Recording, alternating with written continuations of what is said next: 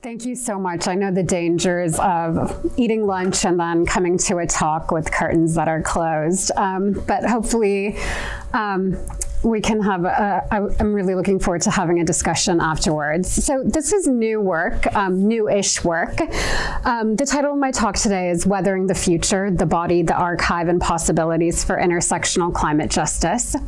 And this project brings together my interests in grounded understandings of the weather and how these can be mobilized for more just climate-urban futures. So this work is funded by the British Academy Wolfson Fellowship. And the project is called Heat Imaginaries, Making Sense of Extreme Climate Conditions in Urban India.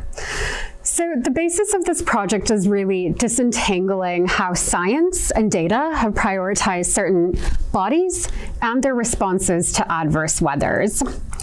And the work is twofold: to think through the colonial archive not as a decisive break from here and now, but with particular resonances in how we measure and portray weather in the public domain. And here I really want to push forward this idea that sensing and feeling heat can expose the inherent faults in heat management policy, that it's technocratic, of course, but overly reliant on objective data that doesn't grasp how our lived realities are differentially situated. And this is particularly true of the Indian context, but other contexts that you might be more familiar with that are experiencing extreme heat at the moment. Okay, so a starting point to thinking about weather data and adverse climates is through the work of Sarah Grossman and her new book, Immeasurable Weather. And she writes on the establishment of meteorological expertise in the 19th and 20th centuries in the United States and how this became mapped onto colonial expansion.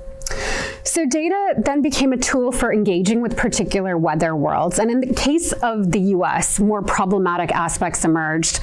One, erasing the labor of women weather data collectors, and more perniciously, erasing the colonial violence of data collection by the US military on unceded indigenous lands.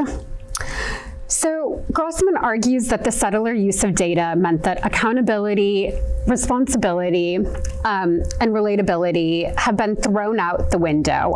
There's a lot of historical amnesia on violences perpetuated in the name of capital accumulation. So while Grossman writes on the North American context, we can see parallels of this in the Indian context with British colonial territorial expansion. And actually one example Grossman gives is the example of logbooks of weather data that was logged by the East India Company on their, quote, empire voyages from southern ports of Britain to the east coast of India and Indonesia and Southeast China. But key here then is the concern with data and how we might denaturalize it as objective or standard. This follows a long and rich tradition of science and technology studies. On the labor of collecting data, the assumptions made while processing it, and how it becomes mediated and communicated to wider publics. So official and standardized data can often isolate weather as something that's to be studied, rather than as part of wider environments that we belong to, and that we have this ethics of reciprocity and care. Data often decenters the embodied experience of intense temperature variation.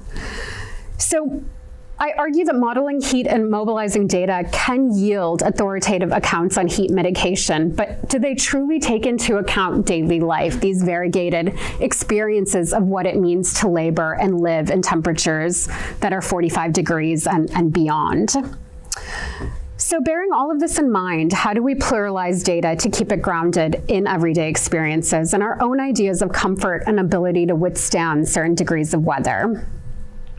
So if we take seriously the question of Southern urbanisms, not to exceptionalize Southern urbanisms, but to think critically about where and how we might theorize in a way that really recognizes what is taking place on the ground, then we can't ignore informality or marginality. Coping with and surviving heat take on a different valence in these contexts. So it's not just a question of there is heat and it must be acted upon, but wider questions of how and by whom, and fundamentally recentering the body with an explicit social justice, anti-colonial, and anti-racist focus.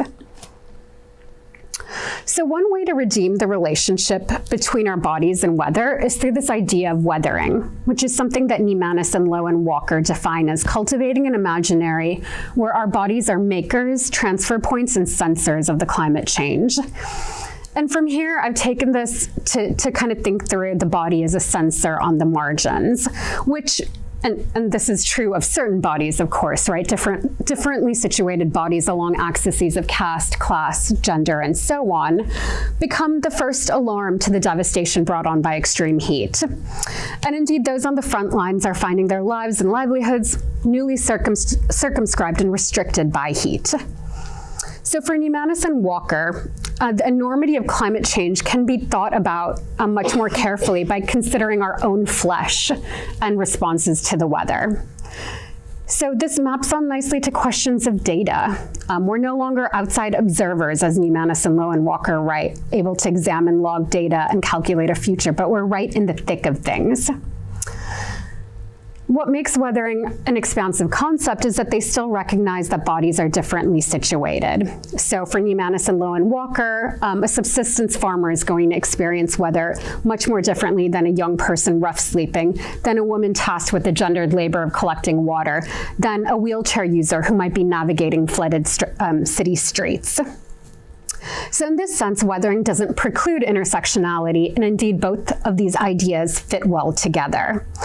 And if we draw on recent work on intersectional analyses of climate vulnerability, such as Mikulowicz et al., Farhana Sultana, perhaps some of you are familiar with these works, they ask how intersectionality can enrich climate justice theory.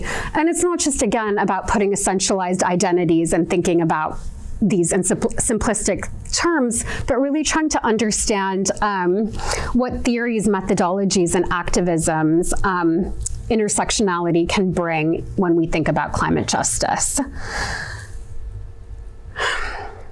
Okay, so heat is different to other, quote, natural disasters, right? It often is thought about as a silent killer. You don't see the same types of immediate devastation that you would in the media with a hurricane, for instance.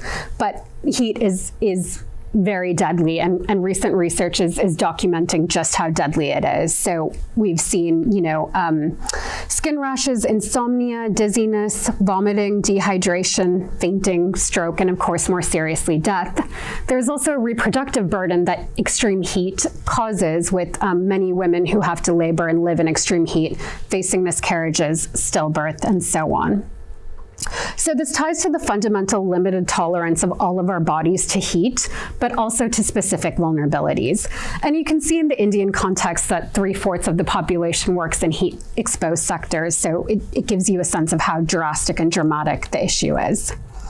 And of course, we know that older age groups are more susceptible to heat wave effects, not just because of their health conditions, but because they often live alone or isolated.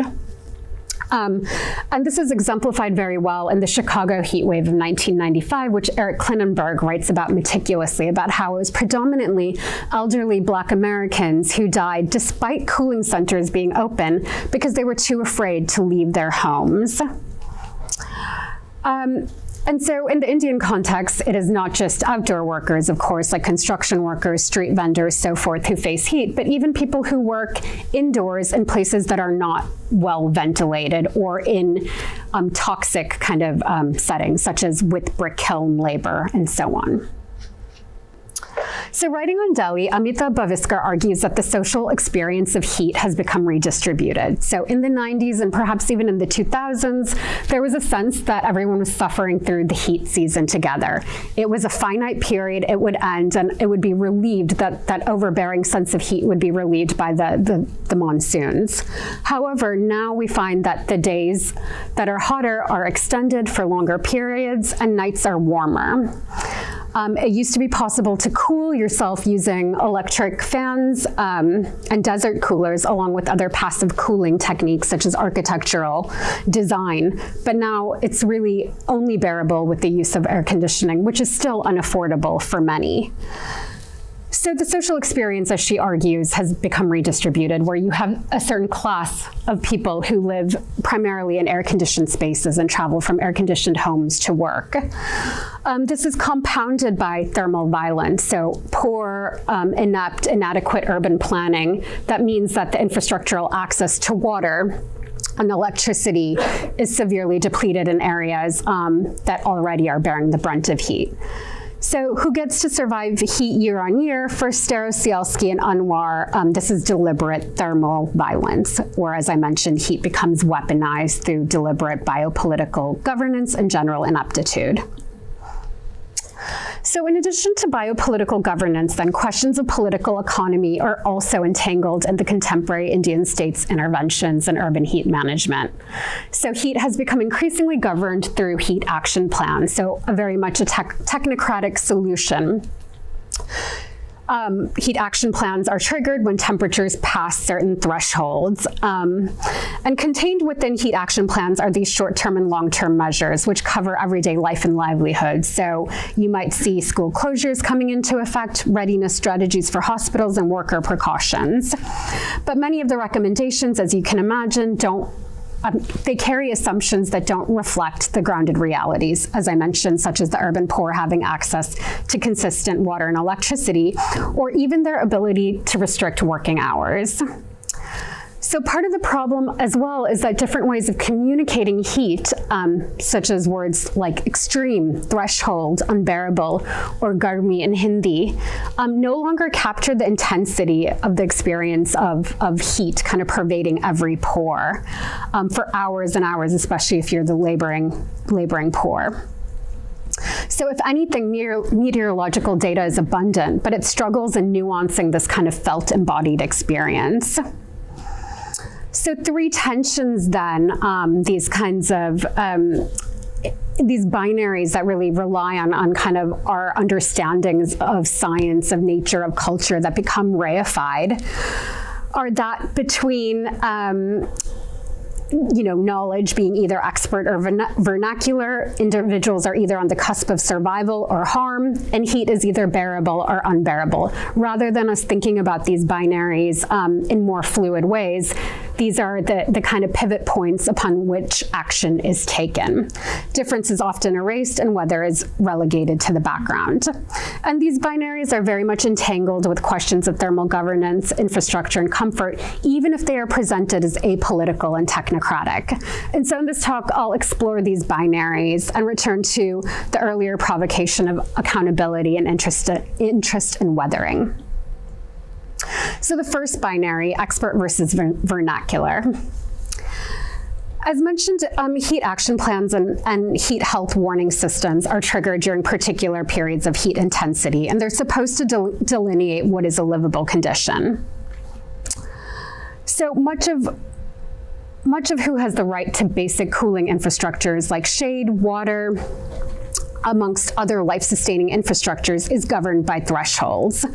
So how then do we understand these thresholds and the material and social infrastructures they mobilize, right? So from new labor arrangements to heightened use of cooling and energy infrastructures.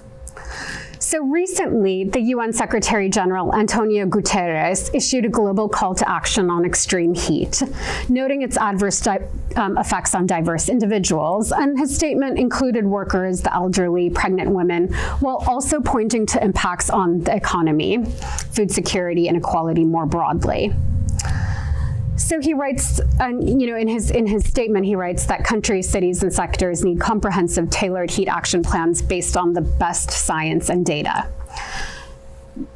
He also mentions cooling and the push for passive and low carbon cooling, especially with the focus on smarter urban design.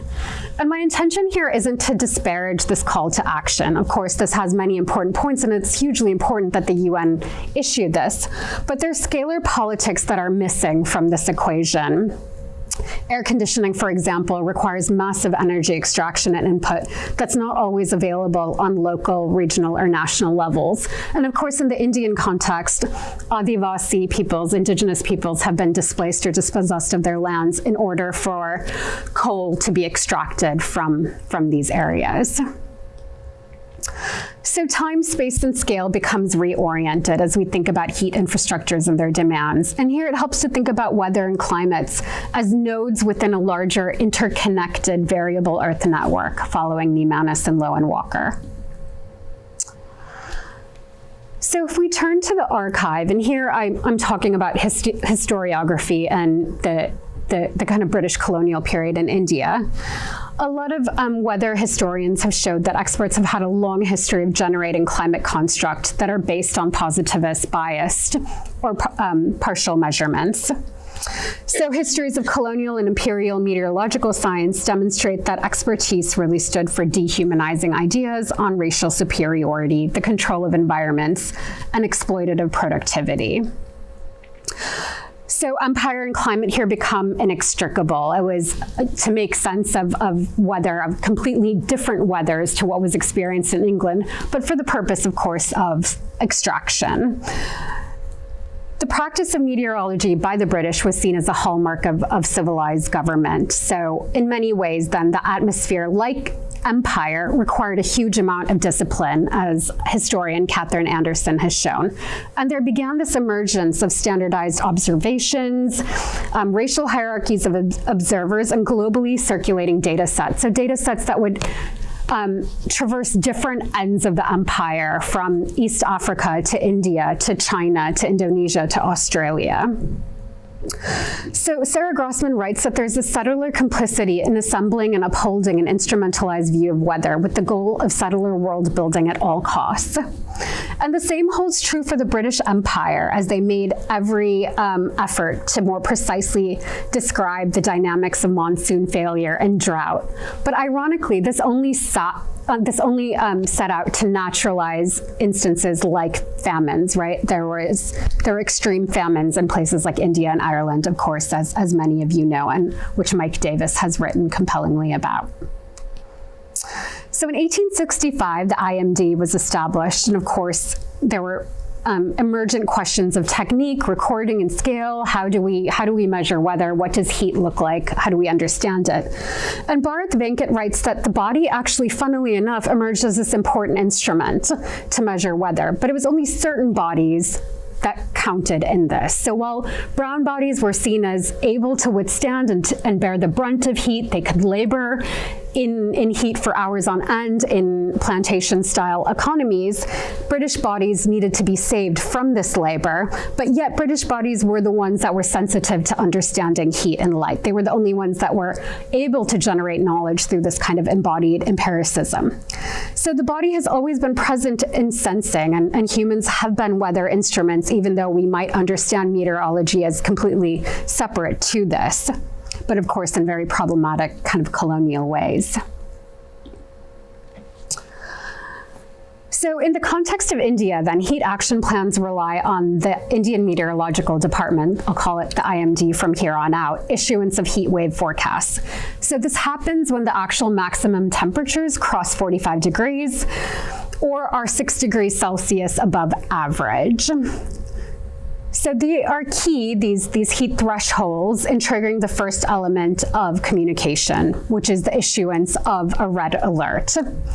The alert level dictates when and how different government bodies and emergency services coordinate, patterns of work, school, and other aspects of daily life. And some examples include the opening of cooling centers, shifting work and school hours, so on and so forth. So similar to Yarina, I seek to kind of re-embed these models in local politics and see what has survived in the adoption of these templates and what has become flattened. So the first of these plans was actually started in the city of Ahmedabad in Gujarat in 2013, and it's been adopted in over 30 different Indian cities. Exploring these assumptions, authors such as Khandekar find that while the Ahmedabad plan was locally situated, when it was scaled up, it became less so, and that isn't necessarily a surprise here. So zooming out and thinking about how policy travels internationally, we have global actors like the Climate Resilience Center based in DC, who have promised and kind of championed the use of HAPs, of the heat action plans, and they've promised to kind of help different city governments who are interested in writing these. They work with different governments, as I mentioned, community organizations and frontline communities to reach, quote, 500 million people with heat resilient solutions by 2030. So part of their website includes creating a heat action plan, and it's a learning module where one can create different assemblages based on context. The module, for instance, advocates conducting a baseline assessment, asks about the presence of blue and green infrastructure, community partnership capacity. A whole systems approach is really advocated. And it is a kind of a good template to start from. But it is the act of borrowing here that raises questions of what becomes lost in translation between cities and regions. And it's interesting to think about how policy circulates. So something starting off in Ahmedabad makes its way to DC and is kind of funneled back to other cities in India. And of course, these cities are very different from each other. So the nuances of Ahmedabad don't necessarily map onto the Delhi context. So if you toggle back and forth between the Delhi Heat Action Plan and the CRC, the Climate Resilience Center recommendations, the list of vulnerable groups reads as very basic, as if little community consultation has taken place. You have simple diagrams to depict vulnerable groups, pregnant women, infants and children, senior citizens, as you can see, without attention to these intersecting inequities. So how might we understand the specific vulnerability that a pregnant woman who lives in low-income housing, for instance, or works as an outdoor daily wage laborer, or experiences various caste-based exclusions? How might we understand this? And even the nuances that are presented in Ahmedabad's HAP might be overstated.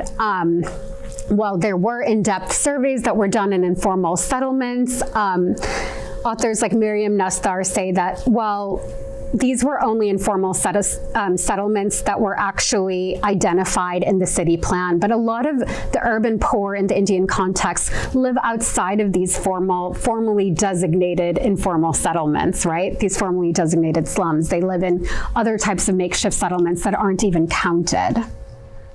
So as these templates travel and become further flattened, they reproduce existing unevenness in the built environment. In the context of Delhi, there have been hundreds of thousands of working poor who've been evicted and resettled from the 2000s onwards on the periphery of the city. And most of these colonies are next to toxic polluting industries. You can see the picture. So in high pollution emitting periods, this just acts to trap heat. And these areas have a dearth of tree cover, and it's predominantly Muslim and caste-oppressed communities that live in these areas. So you can understand the complicated and toxic kind of matrix that emerges here. So this leads us to our second binary, survival versus harm. Okay, so the power to enact cooling and incorporate specific residents into cooled environments is a central organizing logic in exclusionary urban planning.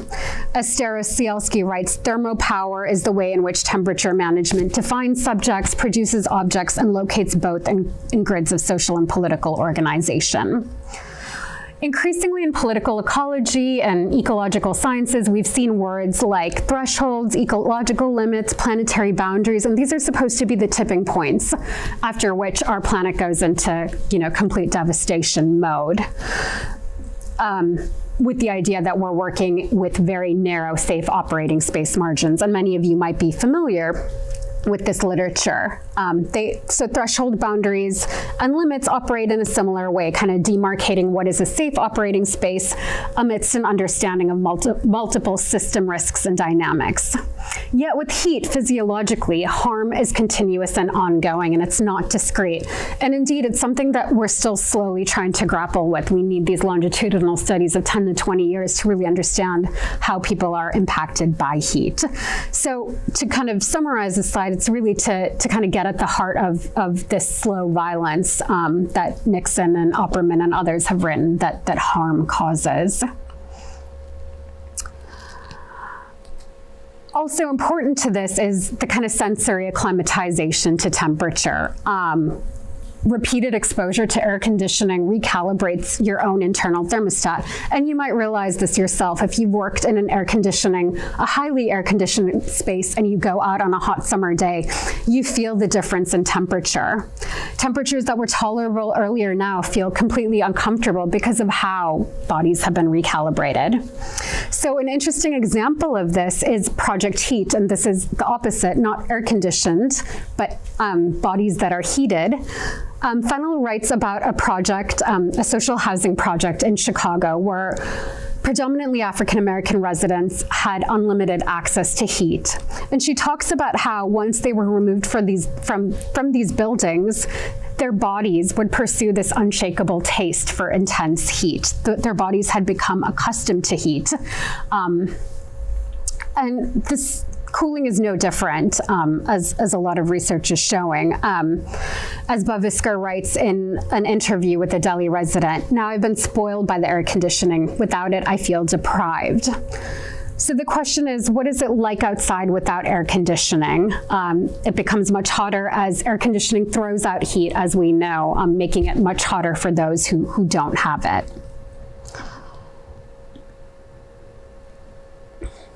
So on the question then of thresholds, the HAP doesn't signify what counts or falls within the definition of a heat wave, even though it talks about hot days and days that are abnormal. What does repeated heat exposure mean? Is this humidity levels? Is this the number of consecutive days? Is this heat index measurements, air pollution, so on?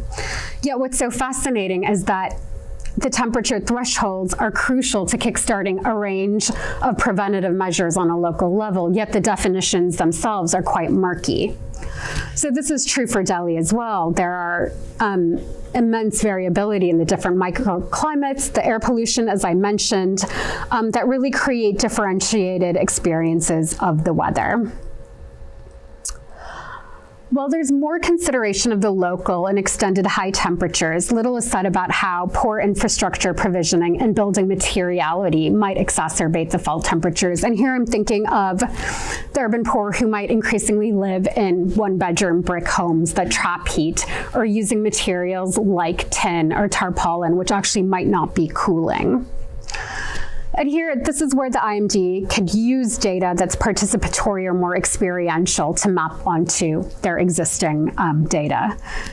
So heat becomes a governance relation then, determining the difference between survival and harm.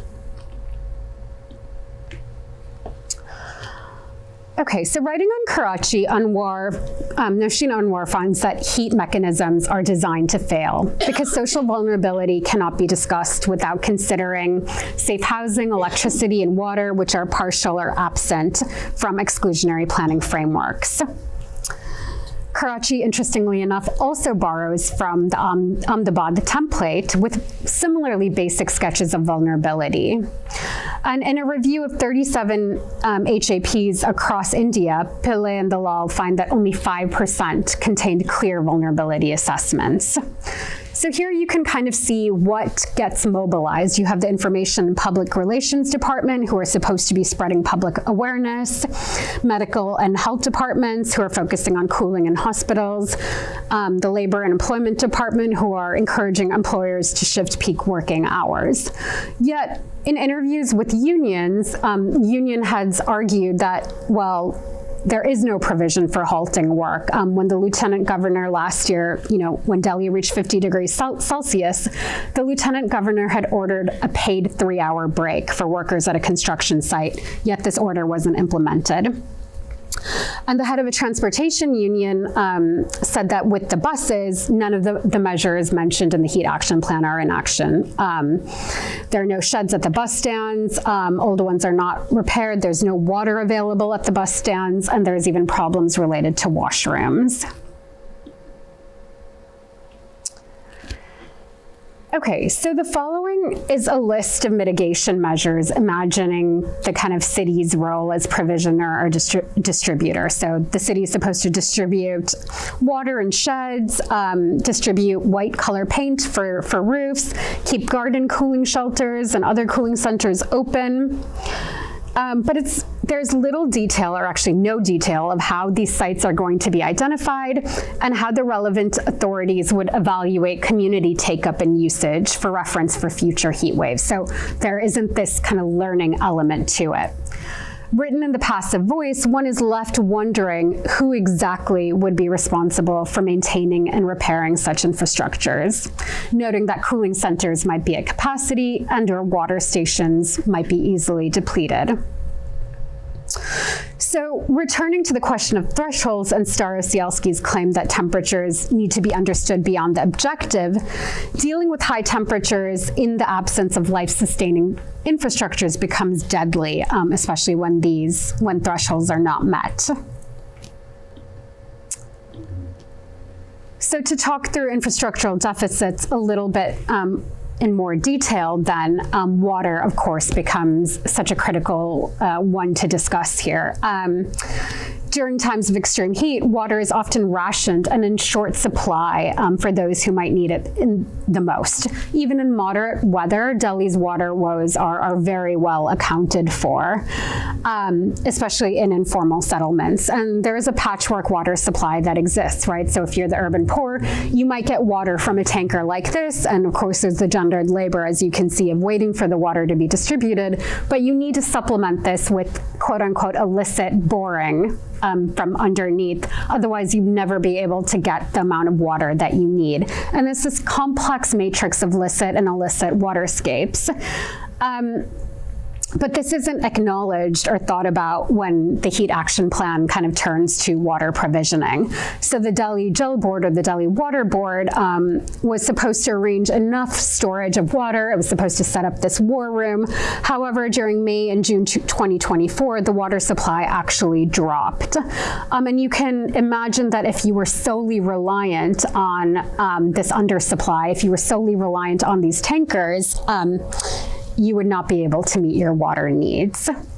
So there really needs to be an approach that understands this kind of patchwork infrastructure. And a lot of this seems very self-evident, but is missing from the slapdash template. And needs to be more understanding of how people on the social and economic margins of the city kind of access these resources. So the third weather binary is bearable versus unbearable.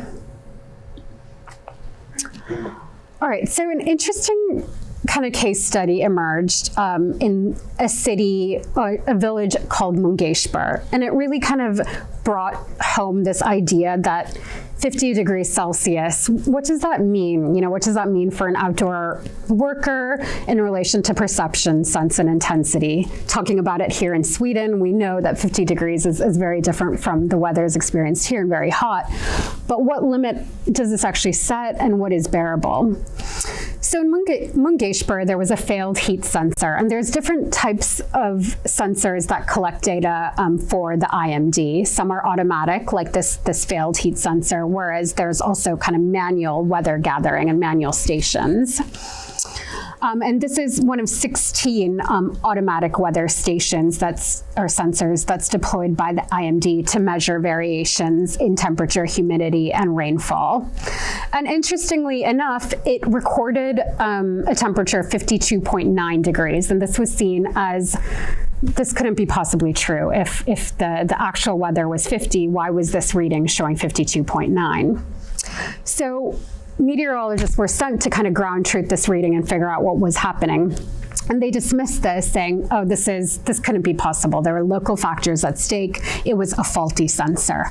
And when I talked to a data scientist from the National Center for Medium Range Weather Forecasting, they dismissed it as a maintenance issue. So maintenance works here in different ways on the varied infrastructures of heat communication. They kind of simultaneously create and sustain this ambiguity to thrive in relation to how heat is understood. But it's not hard to imagine that such a temperature could be possible, especially when you think about how heat becomes trapped in buildings and bodies. So as Grossman writes, surrounded by data, they could not see themselves amid it. And this is true, I think, of the IMD in a lot of ways, because weather is at our fingertips, it's on demand, and especially if you're working within these stations, there's hourly updates. So we become saturated by the data. And quote unquote aberrant temperatures are just kind of neglected or cast aside or dismissed as problems of maintenance. But interestingly enough, meteorologists do supplement embodied experiences of conditions. Even though there's this over-reliance on verification, researchers such as DIFA have shown that forecasters in North America often step outside to kind of confirm the rain, to more fully interject themselves into the data. So it's interesting, of course, there's different scales of work that meteorologists and forecasters do and different audiences for their work, but we can argue for a critical rating of multiple inputs that includes metrics and models, but also weather as it's happening outside, so kind of tacking back and forth between meteorological calculations and how weather is actually experienced. And there are devastating infrastructural consequences. We can write off Mungeshkar as, that was just this odd temperature reading of 52.9 degrees, but after this, 200 teams were sent by the local government to monitor water wastage, and they were empowered to cut quote-unquote illegal water supply. And in the previous slide, we discussed how important this illicit water supply connection is for people.